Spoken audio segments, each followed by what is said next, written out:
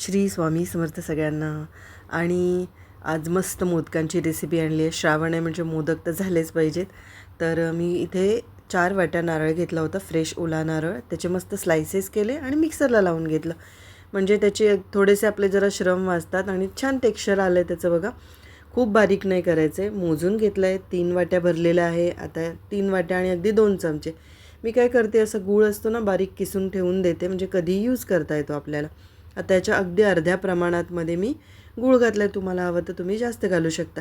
हे मिश्रण आहे ना, मी एकदम बारीक गॅसवरती छान असं परतवून घेतलं आहे. गूळ छान आपल्याला मेल्ट करून घ्यायचं आहे आणि मग आपलं सारण तयार होतं आहे. हळूहळू ते बघा गूळ मेल्ट झालं ना की छान आपलं सारण मस्त तयार होतं. आता याच्यामध्ये थोडीशी खमंग वेलची पावडर टाकायची, थोडेसे काजू बदाम ड्रायफ्रूट जे असतील ते, मनुकाही खूप छान लागतात त्याच्यामध्ये.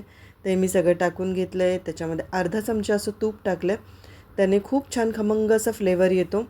आता इथे पीठ घेतलं आहे. पीठ अगदी वाट्या मोजून घेतलं आहे. 3 वाटी पीठ घेतलं आहे, तर 6 वाट्या पाणी लागणार आहे त्याच्यासाठी. मी 5 वाट्या पाणी घेतलं आणि 1 वाटीवरून मी त्याच्यामध्ये दूध टाकलेलं आहे, म्हणजे पांढरे शुभ्र मोदक होतात. याच्यामध्ये पुन्हा मी 1 चमचाभर तूप टाकलं आहे, थोडंसं मीठ टाकलेलं आहे आणि हे मिश्रण आहे ना, आता बघा छान त्याला उकळी आलेली आहे. उकळी आल्यानंतरच आपल्याला त्याच्यामध्ये पीठ मिक्स करायचं. पीठ मिक्स करताना जरा हा फटाफट करावं लागतं, हा फास्ट फॉरवर्ड आहे, पण तुम्ही जरा फास्टमध्ये करा अजून. ओके. तर ह्याच्या पीठ छान मी 5 मिनटं वाफवून ठेवलं होतं.